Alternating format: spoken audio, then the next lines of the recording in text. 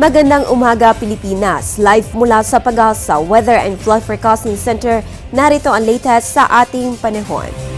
Sa ating balita, kasalukuyang binabaybay ni Bagyo Ruby ang Sibuyan Sea.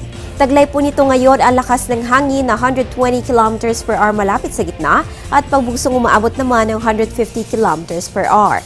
Kasalukuyang kumikilos ng bagyo pa west-northwest sa bilis na 9 kilometro kada oras. Ayon sa Pag-asa, inaasahan po ang paglandfall ng bagyo sa Northern Mindoro sa pagitan ng alas 6 hanggang alas 8 mamayang gabi po yan bago makalabas ng ating West Philippine Sea. At kapag napanatili po nito ang current speed and direction, inaasahan itong lalabas ng ating area of responsibility sa darating na Huwebes ng umaga.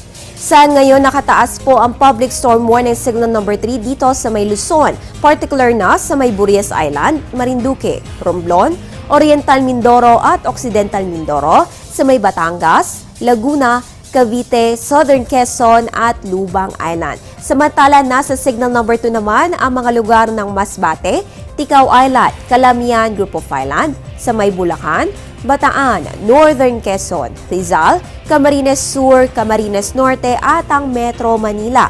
Nasa ilalim rin po ng signal number 2 ang ilang bahagi ng Visayas, particular na dito sa may Semirara Island, Aklan at Capiz. On the other hand, nasa signal number 1 naman po ang mga lugar na ito, ang Albay, Sorsogon, Polillo Island, Zambales, Nueva Ecija, Tarlac, Pampanga, Catanduanes, Northern Palawan kasama na ang Puyo Island at dito po sa may Visayas under signal number 1 ang Northern Samar, Iloilo, Antique, Biliran Island at Bantayan Island.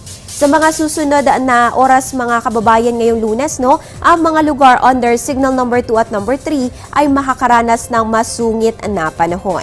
Samantala, ang nalalabing bahagi ng Luzon at Visayas na hindi kabilang sa ating storm warning signals ay makakaranas pa rin po ng maulang panahon. So asahan po ang mahihina hanggang katamtamang pag-uulan o pagkidlat pagkulog.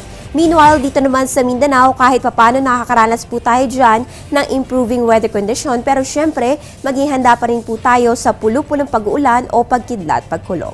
Dito naman sa Metro Manila mga kababayan, once makalandfall itong si Bagyong Ruby sa may Northern Mindoro, tsaka po natin mararanasan yung epekto mismo ng bagyo. Makakaranas po yan o magdadala po yan ng moderate to occasional heavy rainfall dahil ito na po ang pinakamalapit na distansya ng bagyo dito sa Kamaynilaan. Kaya by then, manatili na po dapat sa inyong mga tahanan at mag-monitor na lamang ng mga balita at weather updates sa pamamagitan ng telebisyon, radyo o kaya sa ating social media accounts.